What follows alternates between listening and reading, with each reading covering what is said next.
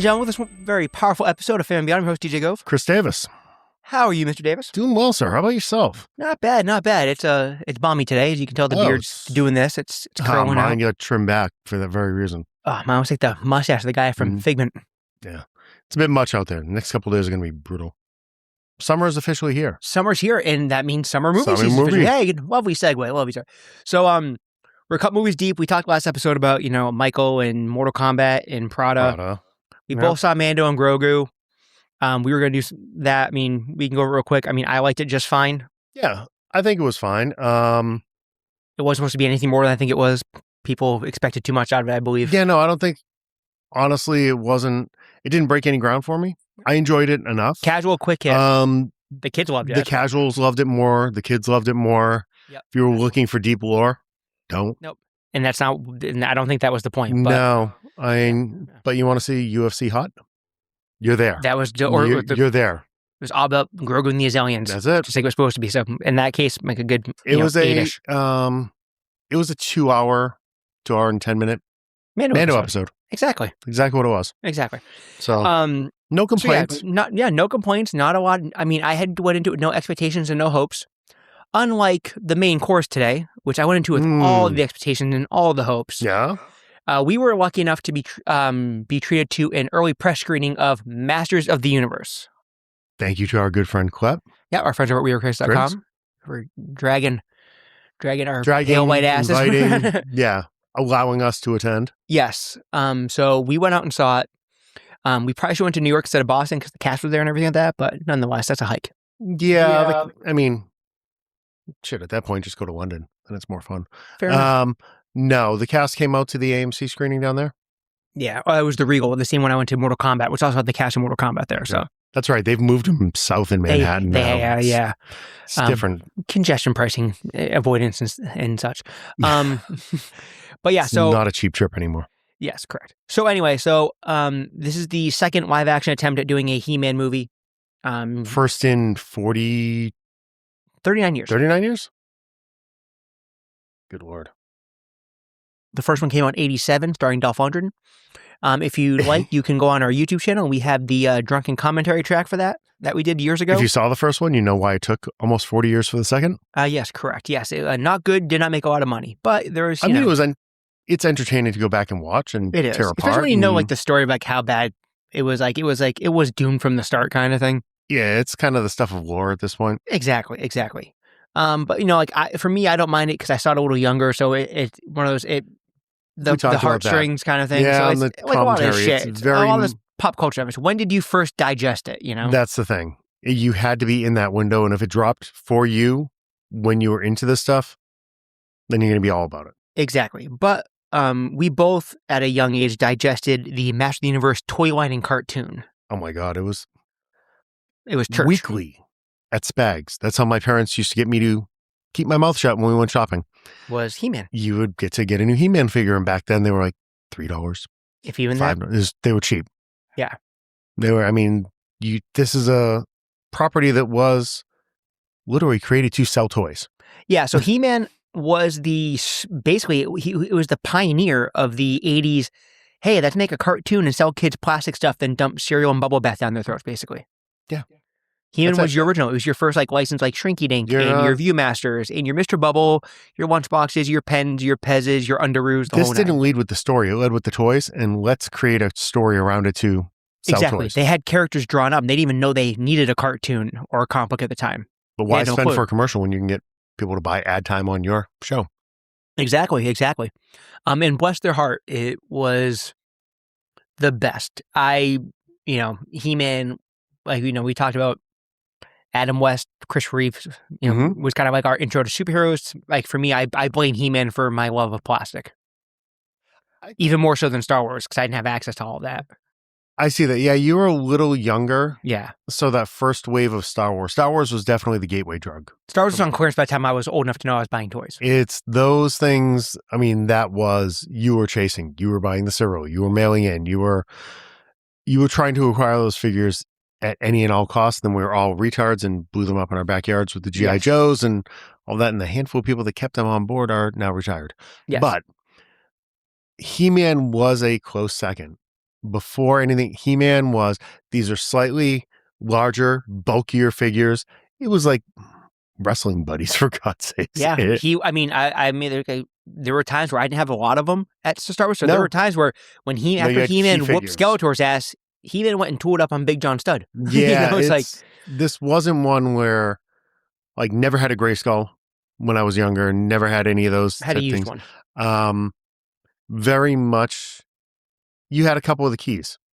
You had He-Man, you had Skeletor, and maybe you had one or two of the other guys, but it wasn't a ton. Stratos, yeah. Yeah. So like you said, different scale. It just was different. It stood out, and that's why it basically ran colorful, half the 80s. It's high. They actually looked like they could have been wrestling figures. They could have, yeah. Honestly, that type of character. Well, to where the He-Man body was basically the ripoff for like the what was the name of the company that did like the old NWA figures. And basically I know who you're talking about. And basically every like Mexican bootleg Dollar General action figure for like the next 30 years were basically they just use that form. Yeah. The Remco wrestlers. Yeah. So He-Man was a big deal. And it's one of those things where it hasn't latched on to, unlike a G.I. Joe or especially a Transformers, which just kept the train rolling for all these years. He-Man's gone through peaks and valleys. After it died off after the Dolph Lundgren movie, you had they tried to reboot it with the New Adventures of He-Man, like I think in '89, and that didn't go very far because that was horrible. They had to do it in space, and then it was basically dormant until you had the 2003 cartoon, which we call the 2000X series, which was a far superior cartoon. Yeah, they did an amazing show, but just didn't hold everyone's attention like it should have. So it's time and place. You're talking. You already had the internet. You already had all these other entertainment mediums. Yeah, so and kids had already and for kids, where you obviously need kids to carry this forward. Kids at that right then were doing Pokemon, Digimon, Beyblades. That was the new thing. The little Japanese monsters. Yeah, were the talk and of the town. The one thing that was hard about Masters is it didn't lend itself to dozens of other storylines. Right? I'm not saying it can't. I'm saying it wasn't as easy as a G.I. Joe. It wasn't as easy as a Transformers. Yeah. You could play into some of that stuff. Yeah. Transformers fit perfectly with where technology was going in filmmaking too. Exactly. And you could do Beast Wars and stuff like that. Where He-Man, where it's like, you really can't, like, when it's basically already been set in stone that you can see the bad guy's house from the top of your house. And it all takes place in Eternia. I mean, exactly. There's nowhere going places. No, there's not a lot of set pieces. There's not a lot of story variation. But nonetheless, it's always held a big spot in the cockles of my heart. It's core part of the childhood. Exactly. For sure. And we talked before, they rebooted the figures and stuff and all the plastic and all the yada yada. Yeah.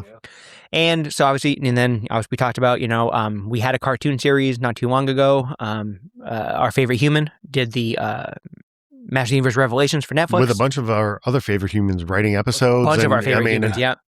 Just a murderer's row of talent working on that series. The squad, basically. For the company that has all the monies in the world. All the human monies. Yep. So that came and went, and there's another cartoon coming up for kiddies, like a Teen Titans Go kind of deal, but... Funny. To pause, going back to that last Netflix series, it's funny. We talk about it not having... There's not a breadth of other avenues you could take this. God bless their hearts. We had creatives that we love that tried to take it in a different direction, and the fan base went apeshit. Yeah.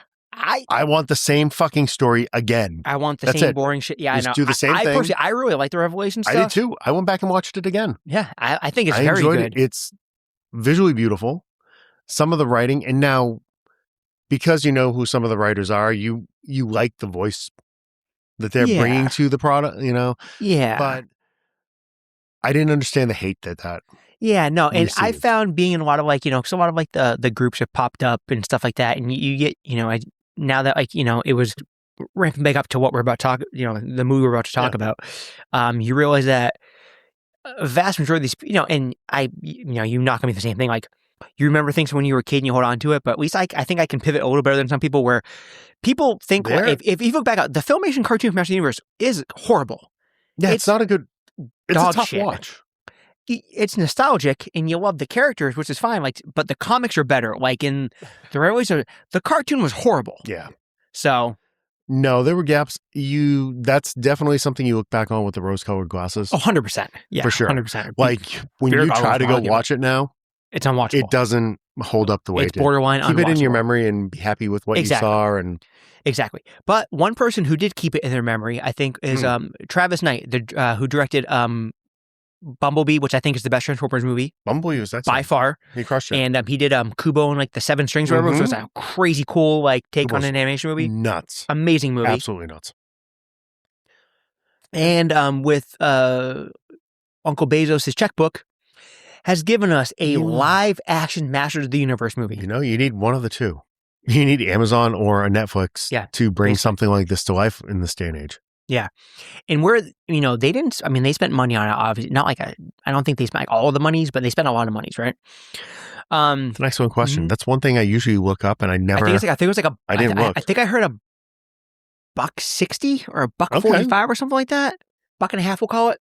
Round it down. I'll look it up for us. Yeah. So, obviously, like, you never know how these things are going to go because like I said, it's as much as we love this stuff, it's thin, right? There's not a lot of, meat on the bone here, right?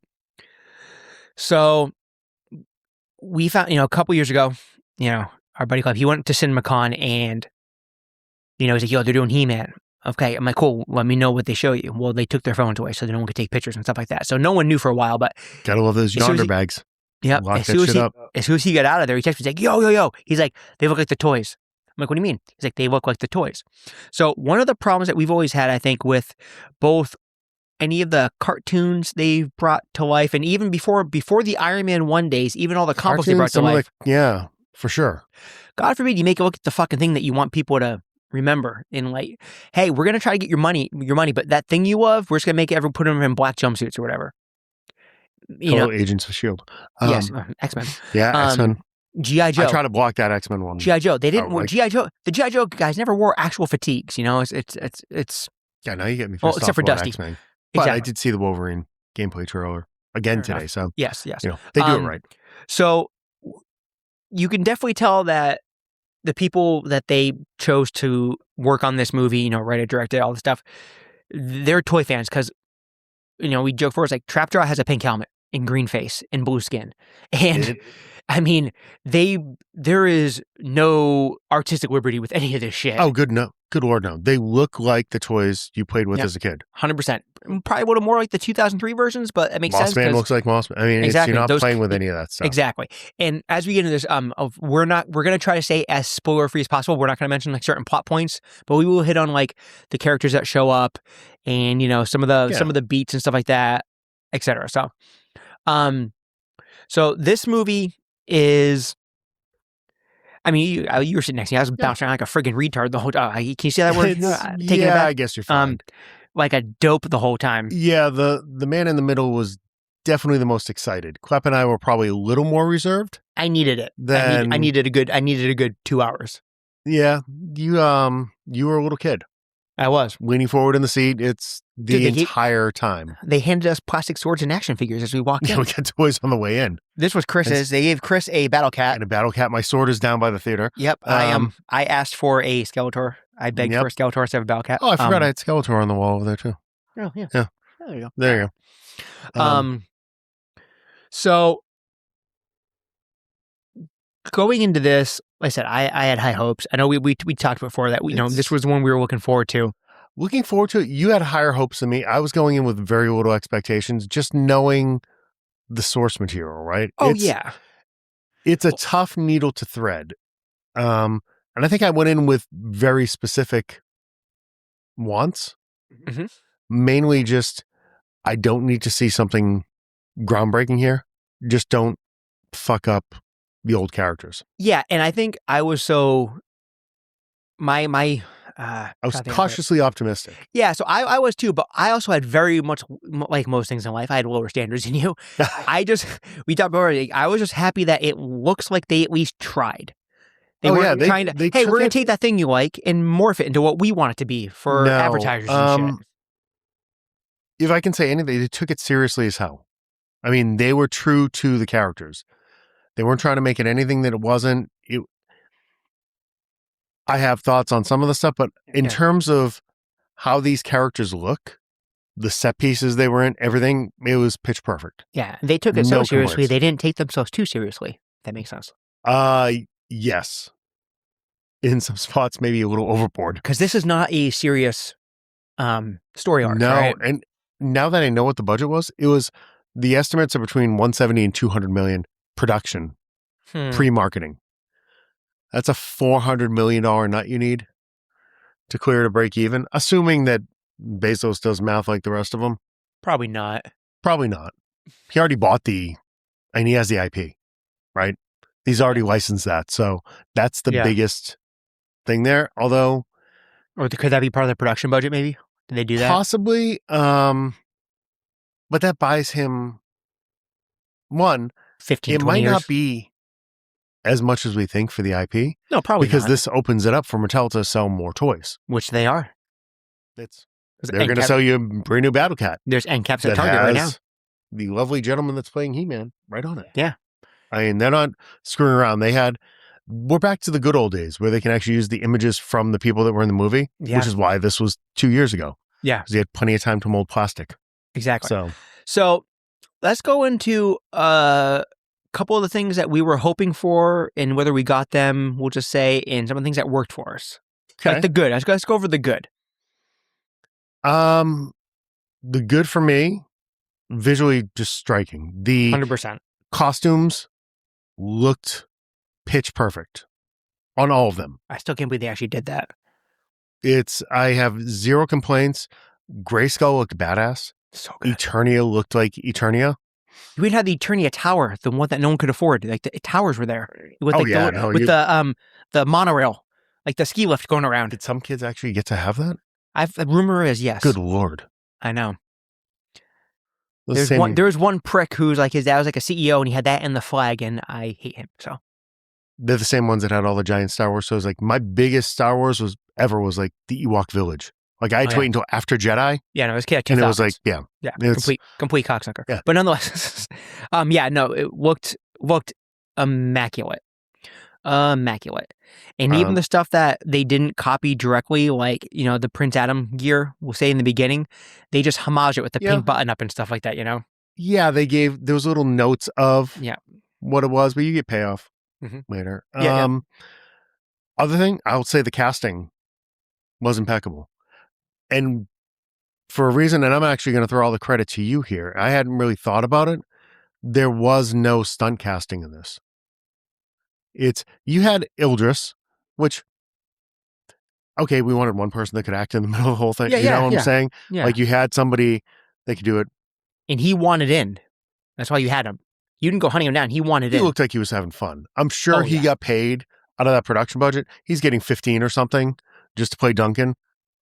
But he just gets to go be a kid for a little while. So I think all the casting was great. As usual, I say this about every movie though. I think it was too long. That's just me though. I'm very much that get me in and out in 90 minutes. Yeah. And I'm good. I'm a tight edit kind of person. Yeah. 2 on the outside. Marvel, fucking listen, that 3-hour shit in December. I'm already going to shit on it because I know there's a half hour you could have taken out. Yeah. But this wasn't a movie where you're looking at your watch or anything. No, it was more in reflection that I'm like, you could have tightened it up, but it wasn't anything where I'm sitting there like, fuck, like, can we get to act 3? Yeah, no, exactly. So the cast, he said, Idris, obviously, in Marina, she's the sorceress is not in it a ton, so no, but she was born to play that part. Oh my God, spectacular! You talk about we were talking about the costumes. How like the way she's like the only one that had like a slightly differing costume from like the old stuff where she didn't have like feather wings, but like her like dress has like this like the dress kind of gave you the kind of like impression of the wings, and it fades from the blue to the orange. Like that was so smart. They did like a real world version of the feathers. But basically, besides the two of them, you don't know anyone in this friggin' movie. Well, Alison Brie, right? But she doesn't look that much like Alison Brie, so you don't know who these people are. So to you, it's not, hey, I'm so and so playing so and so. No, Leto doesn't sound like Leto. No, I didn't know Kristen Wiig did that voice until the credits came up. Yeah, you know that I never connected it. Yeah, so when you're watching this, you're not taking out like, oh, hey, there's Chris Hemsworth playing Fisto. No, it's just Fisto. Yeah, no. And that's just Trapjaw. And that's just Mossman. And that's just, etc. That was it. Yeah, no, that definitely worked, I think, very, very well. And then, like, some of the other people you might know, like, there were some bit parts on Earth and stuff like that. There were some. There was a couple of that guys. Yeah, you recognize faces. Yeah. Adam's boss. Yeah. You will definitely recognize her. Yep, the guy in the gym. Yep, the guy in the gym, for sure. Yep, and then, so the cast just worked out really well. Another thing that worked out for me, and I don't know if this was their intention, but this is the way I look at it, is that, and this is a lot of people were worried about this when you first saw the first couple of stills of him getting, like, arrested by the cops and stuff like that. It's like, oh, Jesus Christ, we're going to Earth again. Well, I think you had, I think you had to move young Adam out of the picture somehow to advance to the other act. I mean, you had to what's your other option? You're going to Lion King this shit? You're just going to go live out in the wilderness and then come back eventually? Exactly. It's one of two things. Putting him on Earth at least allows you to play with those tropes, like fish out of water, and actually plays in nicely to other things that I want to ruin down the line, right? Exactly. But as we're, and again, I don't know if this was their plan, but I will give out one thing. There are a lot of homages and Easter eggs and breadcrumbs to the 1987 movie. You can tell definitely, like, they kept that in mind. Even like they showed it in the last trailer, Karg, one of the made up bad guys from 87 that were pissed off about because they didn't use any of the real bad guys, is in this movie. Mm-hmm. And some other things as well. But whereas that movie was like 95% on Earth, 5% on Eternia, this one goes 5% on Earth, 95% on Eternia. So when you put the two of them together, you have one full Eternia movie and one full Earth movie. Act 1. It was quick, too. Fast. Yeah. Fast. No. I mean, it served its purpose. I understand why they did it. It gave it a cute little start to the movie. It's, God bless, we got our Superman moment. Got to send the baby to Earth. Yep. Go. And now we're off and running. Right? Yep. Exactly. I didn't bump into the Earth stuff at all, really. No, I didn't bug me at all. I thought some of the Earth stuff was actually pretty funny. The cop stuff was great. The Earth stuff gave you the four non-blondes meme. The fact that they gave me four non-blondes in this, I fucking, one, greatest band name ever. Fuck all you that disagree. That's just Better than Crash Test Dummies? Yes. Fuck them. Fair enough. Fuck them. And two, that's one of those, that song, kind of time and place, like puts you in a spot. Mm-hmm. I have no idea why that song's getting a resurgence now, but it's showing up everywhere. It's a good tune. Yeah, it is. Very much so. And also on Earth, it gave you, it sets up how, like, awkward Adam is. And they very much do the Clark Kent Superman thing, kind of, with Adam in this one. Yes, except Adam is actually Clark Kent. Like, that's not the act. Oh, yeah. No, he's actually Clark Kent, yeah. Like, that is him through and through. Actually, I guess it's probably more like Shazam. Yeah, it's very much Billy Batson. Yeah, it's very much Billy Batson. One of those type things. Because he's still kind of goofy, because he's he's supposed to be like in his, like, he's supposed to be like 23 or something like that. Something like that, but it's the boy who never grew up. Exactly. It's very much so. Yeah. Like that. But also when they're on Earth, it gives you a little bit of a history lesson where you get the Big Jim references and the Vicor and some of the Mattel. Mattel drop all their product placement stuff in there, basically. And it makes them happy. So another thing that works for me, obviously, we've talked about the character selection. I think they did a great job on that. Just some things I would have liked to have seen. But I mean, Manny Faces would have been nice, right? Yeah. I know that's your guy. I would have been happy to see him. Another thing that then they did a lot of, like, smart stuff. Like, there's, without giving too much away, one thing they did was, and especially you realize now as you grow up, like, the thing about, like, we talked about, He-Man was very thin. Remember, this was an entire universe created around a toy line that they had to have X amount of figures, and they had to reuse parts. So you had to, like, do weird things, like pump out a lot of the same shit, but also give them, like the names are horrible, right? I mean, what's this guy's name? Oh, he's covered in moss. Let's call him Moss Man. Hey, he stinks. Let's call him Stinkor. The way at least to me, it was great. The way that they explain the names for all the characters was adorable. Go see it just for that. Yep, it's worth it just for that. Leave with a big smile on your face once you have that realization. That was really good. And to that avail, the only two characters I think that are in this movie that are like repaints, we'll call them, from the toy line, were Moss Man and Beast Man, right? They're basically repaints in the movie too. They didn't try to make Moss Man look like Swamp Thing or nothing. He looks he's Green Beast Man. He's Green Beast Man. Slightly different face, but pretty much just Green Beast Man. Yep. They thinned him out a little bit. A little bit. They make Beastman look huge. hulking, yeah. right? But you can tell the face sculpt, it's essentially the same face. Yeah. Just where Beastman, I think, is all CG, Mossman was prosthetics. A guy in a suit. Yeah, there was a guy in a suit there. So that's why it's a little bit different. Yeah. It actually has more of that Swamp Thing look and feel. Like he looks like a bigger human. Yeah. Where Beastman clearly is something different entirely. Yeah, 100%. Beastman, by the way, looked killer. Great introduction. Yeah. Probably my favorite introduction of a character in the movie. Yeah. Yeah. A couple guys shine. Like he shot, Trapjaw obviously shines. Yeah. Trapjaw was excellent. But in terms of like every other character were part, and I don't want to spoil anything. Yeah, here. we're not trying to. It's hard not to give too much away. It's they were part of bigger scenes. Yes. And you're like, there's that guy, there's that guy, there's that guy. Beastman gets an entrance. Yeah, you can clearly tell who Travis Knight's favorite toys were. I think we talked about this, right? You can tell because there's a couple like, oh, I wonder why that guy does that. Or this guy's doing this by himself because he liked the toy. Yeah, for sure. Because they let him have, creative liberty on that stuff. Travis was very good. He, my daughter has very little interest in Masters. It's so far removed from where she was. However, she's like, oh, the Hawkeye's in that. Yeah, Pretty Buff Man. Yeah. They should have called the movie Pretty Buff Man, Master of the Universe. Probably would have. She likes Nicholas. Made that $400 million back. Nicholas, what's his last name? Gout. Yeah, I can't pronounce it. Galzantine. Yeah, something like that. But yeah, not kid. He got into shape. Another thing that I liked was the Skeletor stuff. I thought Skeletor was very, very good. I thought they found a very lovely, again, I'm trying to give too much, they gave a lovely balance of between like a Frank Langella Skeletor and your internet meme Skeletor, like your cartoon Skeletor. Yes, there's enough camp to have it play. The interplay between Skeletor and Evelyn is the facial expressions they animate on that skull at certain points were fucking killed me. If you just played that for somebody and asked them who that was doing the voice, you're not coming up with Leto. I still don't know if it was even Leto. Like I'm trying to figure that out. It doesn't sound like him. It doesn't. I know Leto got a $5 million check for it. But fair enough. We'll go with that then. But I mean, he's listed in the credits.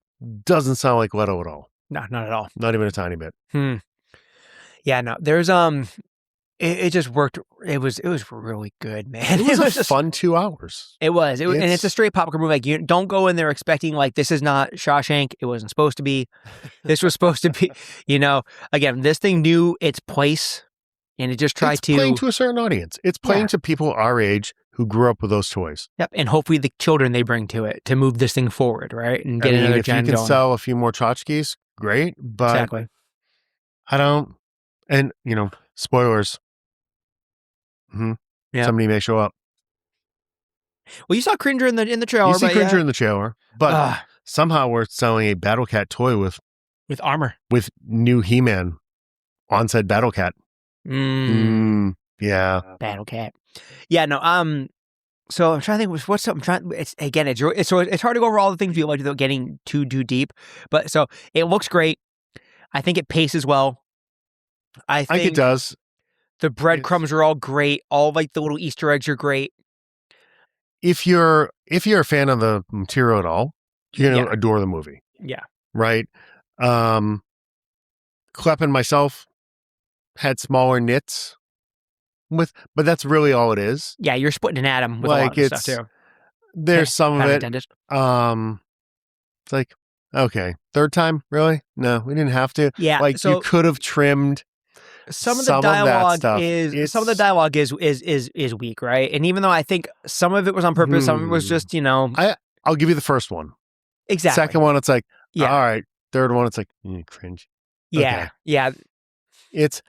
But without spoiling anything, just think of the characters' names and you could probably, and then give a pencil to a 12-year-old now. Yes. Not like because we didn't have the internet and we didn't know shit. Exactly. Give it to a 12-year-old now to just go and write any of the jokes you wanted for those characters. Yeah.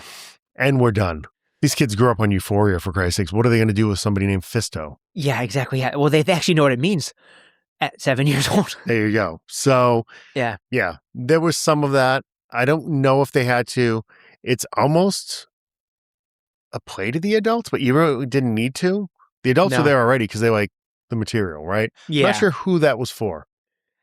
Yeah, I don't know. Maybe just like, obviously, like there's a lot of immature 40-year-olds. Or you know what? Travis just said, fucking it. I find it funny.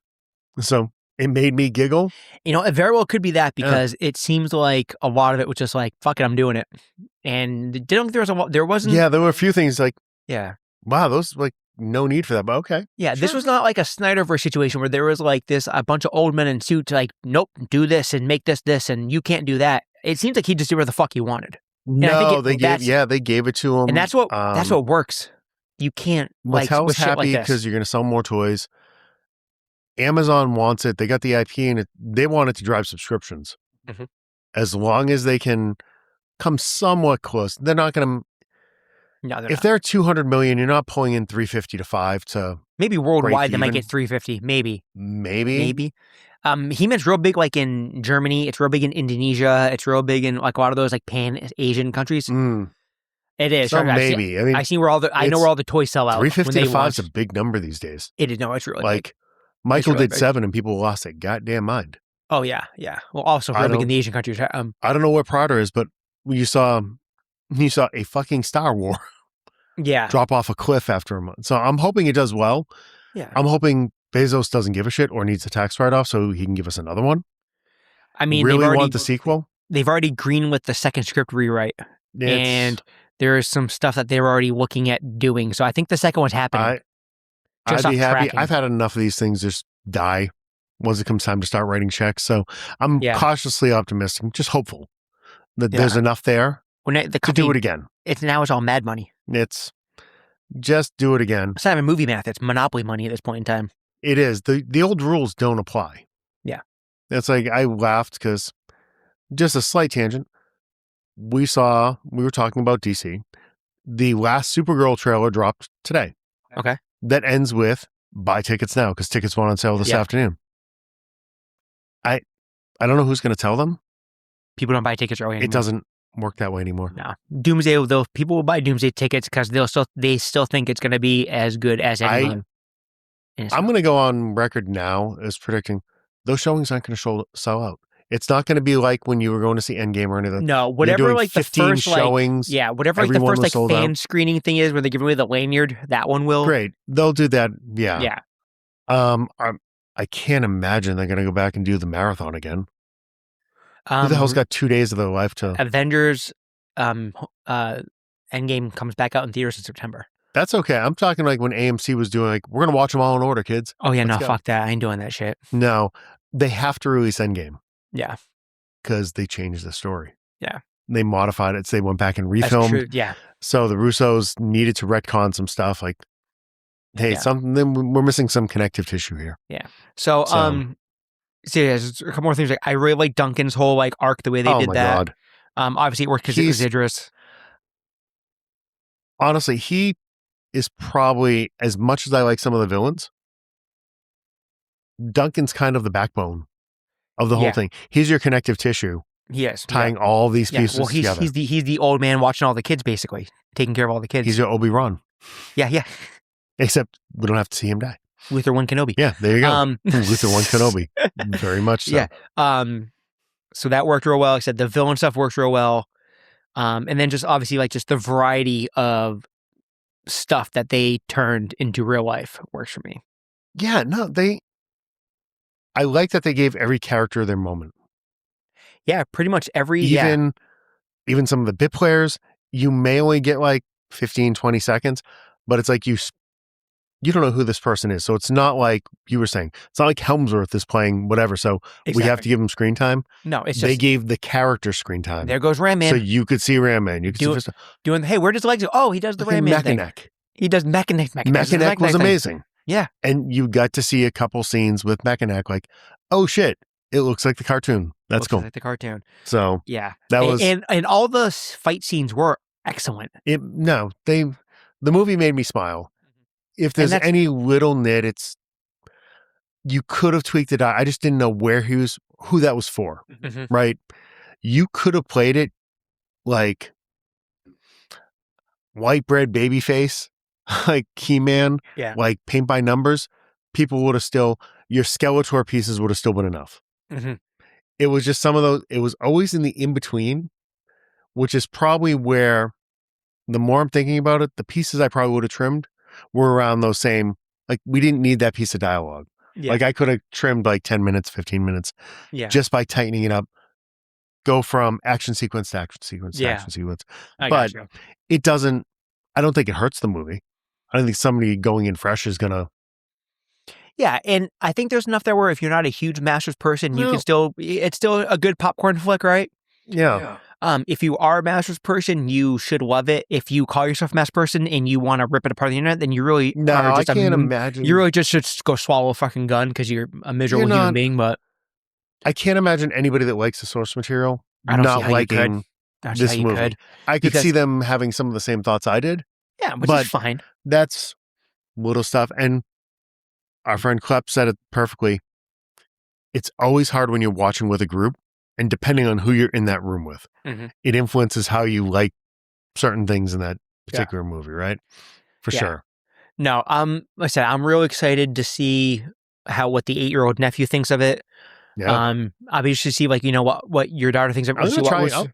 I'll try to drag her. If not, I tried to drag mine. It's not happening. The wife wants to go see it though, so I'll drag the wife. The guy's hot enough. She'll go. I'm like, your hot guy's in a loincloth for like most of the movie. Yeah. Oh, really? Okay. I'll go. Yeah. That's the thing too. Is like another thing I guess I like too is that, and this was always a worry too, right? When they're on Earth, is that it's not like your normal first superhero movie. He's He-Man it's not like, hey, we're not gonna put the suit on until the end of the third act. No, he's as soon as he gets to, he's in turn for about 5 minutes where it's like, hey, Boob, I have the power. Let's fucking rock and roll. Yeah, no, there was no downtime there. No, he's like 65% He-Man.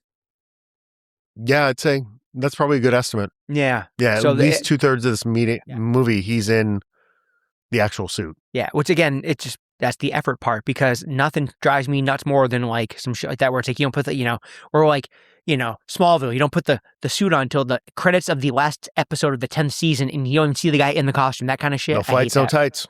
That's fair enough.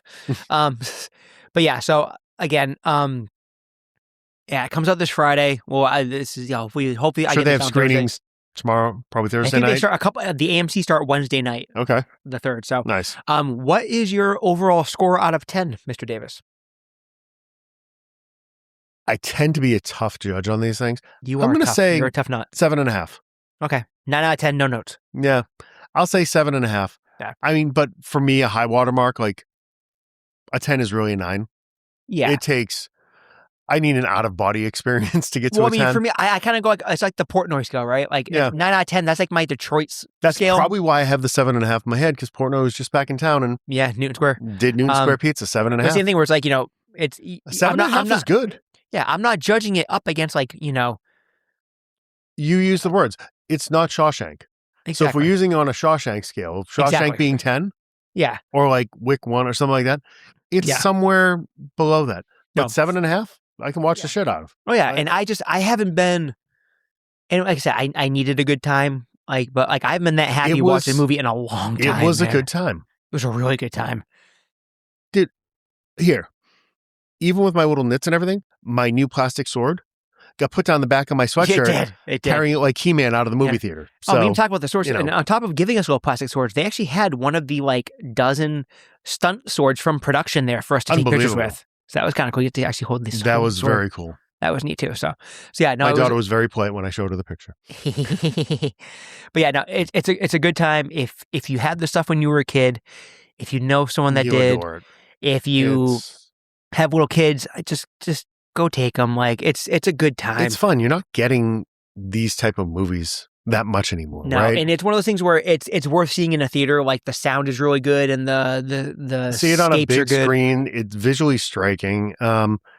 It's not.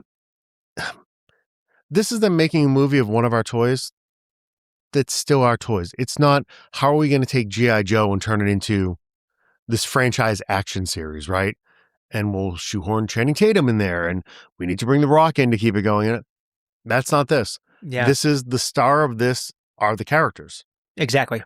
You don't give a shit who's playing He-Man. It's He-Man. I don't That's care it. I couldn't have told you who he was. He looks like He-Man.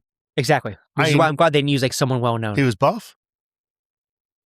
If this was made 20 years ago, like this is your Arnold, this is your like, who's whatever wrestler we could get. Yeah. That was all roided up that would never look like it. You would have had two actors playing the two pieces. Same kid. Exactly. Same kid. Yeah. And now we're in a world where I say we got new toys, we got Roosevelt shirts, all this stuff. We're going to hopefully we're gonna get a sequel. And the sequel, without giving away, if you're watching it and you're like getting close to the end of the movie and you're starting to get upset about some things that you may or not get, you got 3 end credit scenes. Just make sure, stay through the credits. There's a before the credits, a middle credits, and an end credits. All quick hits, but all very, very much, ooh. Yeah, they don't make you wait long for any of them. No, they don't.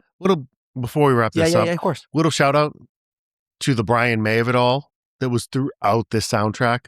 Like, the guitar that you were getting in each, you can talk to the specifics that they put into. I don't want to give the one big one away. No.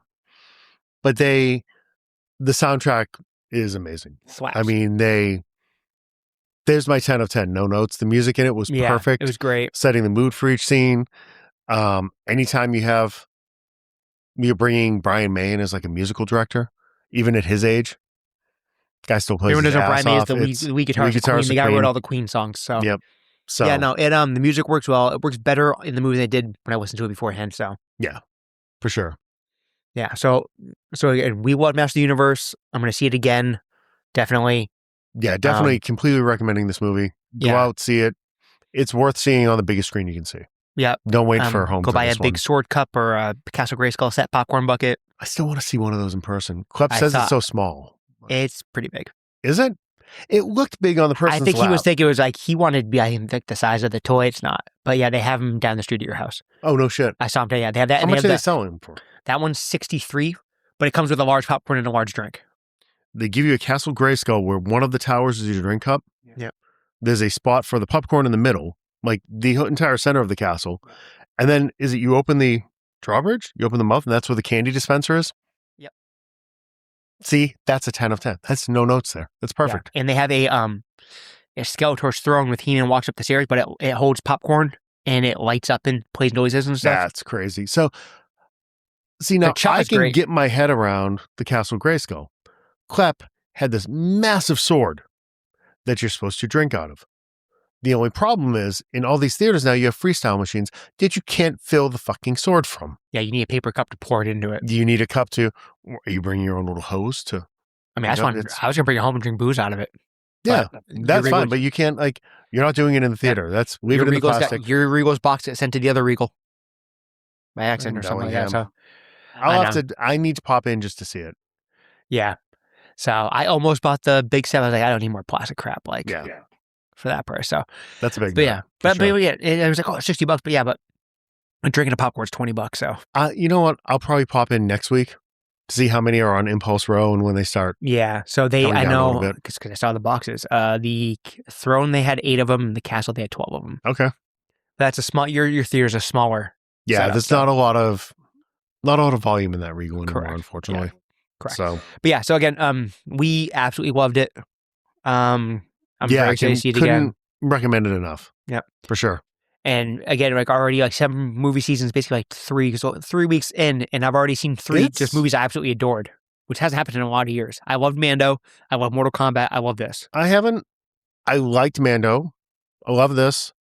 And I actually really enjoyed Prada. You like Prada. And you like Michael too. Yeah, and I loved Michael. Michael was much better than I thought. So, so far, 2026 movie season is great. It's kicking off well. And then also this weekend we have Scary Movie. Scary Movie drops this weekend. I'll see that one on Discount Tuesday or something. Yeah, and that's when is going to turn. You'll be able to see that streaming by the end of the summer. That's going to be an in and out. That's the unfortunate part. Comedies just don't last in theaters anymore. Supergirl is July or end of June. Yeah, what's before Supergirl? Oh, Toy Story. Toy Story comes out in a couple weeks. Yeah. So DJ's favorite did the soundtrack, so that's big for him. You got that win. Yay.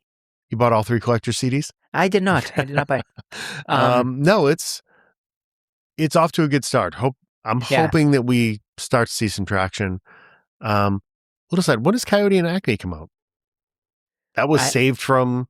Yeah, I don't know if that's summer. I think that's going to be like a fall. Is it going to be a fall? Yeah, you spend all the time saving that bitch. Don't dump it in the middle of summer. No, I'm fine with that because you need some connective tissue before you get to Doomsday. Yeah, I need something to do in September. Yeah. Nope, save that one. It kind of gives me hope. Batgirl is still out there somewhere. They didn't destroy it. He also did they take a write down on Acme though? Oh, they did, but someone paid the right. They paid paid back it the out. right. So somebody Okay. could go and buy it. And it's actually Region M that is one of the lead investors in Cowdy versus Acme. Yeah. Yeah, but that was a $40 write down. And I think backer was like $1.25. Yeah, it's big, but if somebody wants to get their hands on the IP, fair enough. Warner seems to love letting that shit go for other people to play with their toys. Yeah, good. They did it with Sandman. Why couldn't a Netflix do something like company? But nonetheless, that's gonna be a shit show. So yes, everyone, big fans of the Master of the Universe movie. They did a great job. Yeah. Get out there and go see it this weekend. Support it. Give it a good opening. So get a second one. No need to do a fan warning on that. We'll be back next week with something, and we'll have a little sports talk. Some sports stuff happen in our neck of the woods. Sports talk. We can dive deeper into Mando and just stuff like that or whatever else comes up. So. There you go. Awesome. Have a good one, everyone. Later, kids.